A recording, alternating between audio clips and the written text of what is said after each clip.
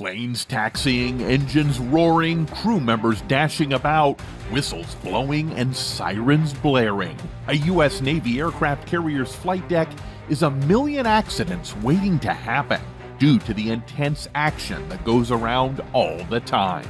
It's a symphony of organized chaos where aircraft launch and land, personnel respot, park and refuel airplanes and helicopters, catapults hurl load, and sailors handle ordnance. More than 100 tasks unfold simultaneously, creating a spectacle that's downright overwhelming.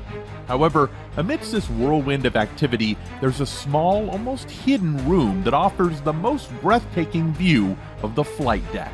Known as the Integrated Catapult Control Station, or the Bubble, this room acts as the nerve center of the massive war machine, orchestrating the intricate aircraft operations outside with ultimate precision. Hit that like button and subscribe to the channel, as in this video, we're diving into the tiny world inside the most compact chamber on the risky flight deck of an aircraft carrier. In 1975, the U.S. Navy set sail into the future of naval aviation with the introduction of the game-changing Integrated Catapult Control System, or ICCS. And since its inception, this innovative system, also known as the Bubble, became the cornerstone of carrier launch safety and efficiency. Serving as the nerve center of catapult control, the ICCS eliminated the need for multiple remote stations and complex intercommunications during aircraft launches. The ICCS is a retractable enclosure on the carrier deck, housing the Catapult Officer Control Console and the Monitor Control Console. This ingenious system controls the operation of two adjacent catapults, ensuring seamless launches. Sound-powered phones and a system of indicator lights link the ICCS to remote panels for individual catapults, creating a seamless coordination of precision and power on the high seas. Aboard the flight deck of a modern aircraft carrier like the USS Nimitz-class carrier, you'll find two bubbles situated strategically for commanding operations. One bubble is nestled between Catapult 1 and 2, while the second rests on the port side to the left of Catapult 4. These bubbles house vital controls for the catapults, ensuring smooth takeoffs for the carrier's 50 to 75 planes and helicopters. While helicopters can take off easily with vertical takeoffs, planes rely heavily on the Catapult-Assisted Takeoff and Barrier-Assisted Recovery System, or CATOBAR. Before takeoff, aircraft wheels lock into the CATOBAR, propelling them forward at 165 miles per hour, ensuring they lift off from a short runway section. This process, though seemingly routine, in reality is one of the most pivotal operations aboard an aircraft carrier, requiring precision and expertise from both the sailors on deck and those inside the bubble. At the heart of the action, the Catapult Control Station is ruled by the Catapult Officers, also known as shooters. These high-ranking officers bear the weighty responsibility of catapult operations and maintenance, working both inside the bubble and on the flight deck as well. Leading with precision, these dedicated officers oversee the catapult crew, creating a seamless coordination with the rest of the flight deck team. And according to the official description by the U.S. Navy, shooters are more than officers. They're leaders in the truest sense. Their batons may not be traditional, they glow in the dark. Their symphonies are the thunderous roar of afterburners, and their instruments are none other than the sleek million-dollar fighter jets themselves. A typical day aboard a U.S. Navy aircraft carrier kicks off with meticulous pre-launch preparations. Approximately 45 minutes before launch time, flight crews conduct thorough walkarounds and man their assigned aircraft. These pre-launch routines also include foreign object debris, or FOD walks, which are critical daily inspections aimed at ensuring no object inadvertently enters an aircraft jet intake. This attention to detail is crucial due to the high-paced operations on a carrier flight deck, which can shake loose bolts, bits of metal, and other items from planes and machinery. Any of these items could pose a serious threat to a multi-million-dollar aircraft if sucked into an engine unexpectedly. As a result, the only solution is to carefully inspect every inch of the deck and promptly report any loose items to crew leaders. It's a team effort, with all crew members aboard the flight deck, including catapult control station leaders and crew members participating in these walks. As launch time approaches, the action aboard a U.S. Navy aircraft carrier intensifies. Around 30 minutes prior to launch, more in-depth pre-flight checks are conducted, and the mighty aircraft engines roar to life. Approximately 15 minutes before the scheduled launch, aircraft deemed ready are carefully taxied from their parkings and positioned on or just behind the catapults. To optimize the launch, the ship is turned into the natural wind. Here, the catapult crew inside and outside the bubble plays a crucial role as they meticulously verify that the wind direction and speed are adequate over the deck and that the steam settings for the catapults are able to provide sufficient flying speed at the end of the stroke. As an aircraft is guided onto the catapult, the wings spread and a large jet blast deflector panel rises from the flight deck behind the engine exhaust. Before the final catapult hookup, the final checkers, aka inspectors, conduct one last exterior check of the aircraft while ordnancemen arm any loaded weapons. When the aircraft is in position on the catapult, the plane director, with an extension of one arm forward, signals the pilot to drop the launch bar. With the launch bar lowered, the aircraft taxis forward with precision, ensuring that the bar aligns perfectly with the catapult shuttle and starts to take tension, which is achieved either by steam or electromagnetically to prepare for the launch. Currently, there are two types of catapults in operation aboard U.S. Navy aircraft carriers: steam catapults and electromagnetic catapults. Steam catapults utilize approximately 1,350 pounds of steam per launch and feature extensive mechanical, pneumatic, and hydraulic subsystems that occupy significant space beneath the deck. The steam required for these catapults is produced by nuclear reactors. At the heart of a steam catapult lies the cylinder piston assembly, consisting of 2 power cylinders and 2 pistons per catapult. These pistons, shaped like spears, are connected by inverted T-shaped connectors. The vertical leg of the inverted T extends upward through a slot in the flight deck and attaches to a small roller-mounted car known as the shuttle. This shuttle moves along tracks hidden under the flight deck, facilitating the smooth launch of aircraft. To prepare for takeoff, the flight deck crew coordinates a careful series of actions. They first position the aircraft at the rear of the catapult and secure it by attaching a tow bar to the plane's nose gear, which connects to a slot in the shuttle. Another crucial step involves placing a holdback bar between the back of the wheel and the shuttle. Now, here's where the magic happens. The shuttle is propelled by expanding steam, which is piped to the catapult from the main steam system. This steam is stored in accumulators, which are massive pressurized tanks located beneath the launching engine. When the moment of launch arrives, the steam is released from the accumulators into 2 power cylinders via the launching valve assembly. As the aircraft stands poised for flight, the catapult officer opens the valves, filling the catapult cylinders with high-pressure steam sourced from the ship's reactors. This steam generates the immense force required to propel the pistons at high speed, launching the aircraft forward and providing the lift necessary for takeoff. Initially, the pistons remained locked in place, allowing the cylinders to build up pressure until the moment of launch. The catapult officer keeps a keen eye on the pressure gauge, ensuring it's just right for the specific plane and deck conditions. If the pressure is too low, the aircraft won't achieve the necessary speed for takeoff and might end up plunging in the ocean. On the flip side, excessive pressure could result in a sudden jerk that might snap the nose gear clean off. However, the steam catapults come with their share of operational limitations. One of the most significant is their startup time. Unlike flipping a switch, steam catapults need to be preheated before they can be used.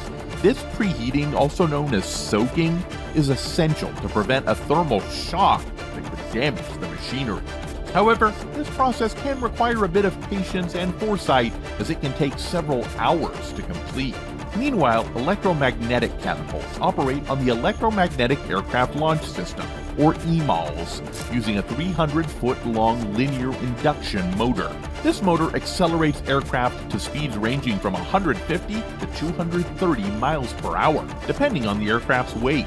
EMALS comprises an energy storage subsystem that accumulates electricity and a power conversion system that converts this stored energy into a high impulse that propels the catapult.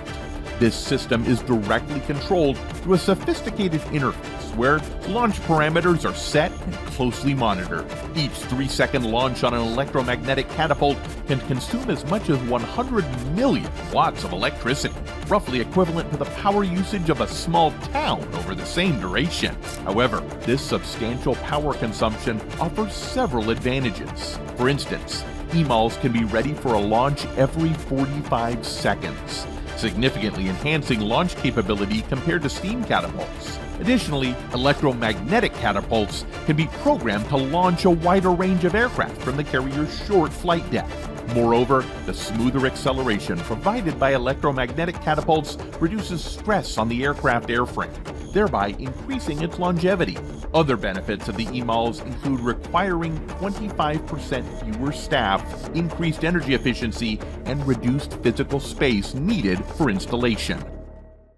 Once the steam or electromagnetic catapults have built up enough tension, the plane director takes a moment to ensure the coast is clear before performing 2 simultaneous hand signals, with one hand raised, palm outward, signaling to release the brakes, and the other hand stretched out in front of the body, indicating to take stress. The aircraft readies itself for launch, resembling a loaded pistol primed to fire. Then, the director formally hands over the control to the catapult control officer, or the shooter outside the bubble stationed on the flight deck. With a signal for the run-up, the stage is set. The pilot takes control, making final adjustments to the controls, setting military power, and giving the instruments one last check. The launch bar remains steadfast until the moment of flight. When all is in order, the pilot salutes the catapult officer and grips the stick. The officer returns the salute and completes his final checklist, taps the deck, and gives the nod for launch, signaled by the iconic "Good to Go" sign. During the bustling flight operations, the noise over the flight deck can reach deafening levels, rendering verbal communication futile. To navigate this auditory chaos, sailors rely on a series of aviation gestures and signs that are standardized across aircraft carriers, from hand signals to body movements. One such signal involves the act of kneeling near an aircraft, a common sight as sailors prepare for takeoff. While this may seem like a gesture to shield oneself from the air pressure during takeoff, if a sailor in a yellow shirt is seen kneeling near an aircraft, it's actually a plane director signaling to the catapult crew to prepare for launch. An intriguing aspect of these signals is their simplicity. All signals directed at pilots are made above the waist, while signals for other flight deck members are given below the belt. During daylight hours, these signals are conveyed through hand gestures. However, when visibility diminishes at night, light yellow wands are employed for clear signaling. Aboard the flight deck of a U.S. Navy aircraft carrier, catapult officers or shooters, whether inside or outside the bubble, stand out in their distinctive yellow jerseys. Meanwhile, the catapult crew, working directly under the bubble's command for the operational stability of the catapults, sport green jerseys. But it's not just about the catapult crew. The entire flight deck crew on these carriers dons their unique jerseys for quick identification. For instance, the catapult control officer inside the bubble, the arresting gear officer, aircraft handling officer, and the plane director outside the bubble all don the signature yellow jerseys. Similarly, green jerseys are worn by arresting gear crew, air wing maintainers, quality controllers, cargo handlers, helicopter landing personnel, and various other support staff. The folks in red are likely the crash and salvage crew and other members of the damage control party. Aviation fuel handlers can be spotted in purple, while whites, browns, and blues are donned by various quality assurance personnel, air wing officers, and support staff, respectively. Amidst this sea of colors, the catapult control station, or the bubble, coordinates with all these individuals, directly or indirectly, ensuring ultimate efficiency and teamwork across the flight deck. After the aircraft is primed for launch, the bubble signals the catapult crew. The catapult is fired. As the aircraft hurtles down the flight deck, it rapidly picks up speed, reducing a whopping average of 165 to 200 miles per hour. Here, the bubble's job is to ensure the aircraft hits the required takeoff speed, navigating the tight space on the carrier's deck and closely monitoring speed parameters during acceleration. Once the aircraft reaches the deck's edge, it gracefully lifts off into the sky while the catapult shuttle smoothly retracts, poised for the next launch. If anything goes awry during launch, the bubble ensures a quick halt to the process. Additionally, the bubble and catapult crew are responsible for planning, scheduling, supervising, and documenting preventative maintenance and repairs of launch and recovery equipment. They also manage inventory and custody of spare parts and accessories, ensuring smooth operations on deck. But that's not all. The catapult guys also perform a crucial role when it comes to aircraft recovery. Although the bubble itself is not directly involved here, the crew still holds responsibility for determining whether an aircraft's approach is stable and safe for landing. If not, they'll wave off the pilot, signaling them to abort the landing and try again. As the pilot approaches the landing spot, they'll spot a shooter standing to their right, giving them subtle signs. A tug of a thumb backward indicates the pilot should reduce throttle, followed by a hookup signal, which is a thumb brought into the open palm, to indicate readiness for landing. After landing, the pilot gives the flight deck chief a thumbs up or down to indicate whether the aircraft is ready for maintenance. The aircraft then performs a series of taxiing maneuvers until the shooter signals to install chocks and chains. In case of emergencies during recovery, such as a malfunctioning aircraft or deck emergency, shooters coordinate with the flight deck crew to ensure the safe recovery of aircraft and personnel, all in a day's work aboard a U.S. Navy aircraft carrier. The operations of the Bubble Station and its crew may seem wild, but have you ever wondered about the crazy adventures aboard the world's largest $13 billion aircraft carrier in the vast ocean? Dive deep into this fascinating world by watching our full video, available on the end screen. If you've enjoyed this video, give us a thumbs up and share your own thoughts in the comments section. And if you're up for more, don't forget to hit that subscribe button for a steady stream of riveting content.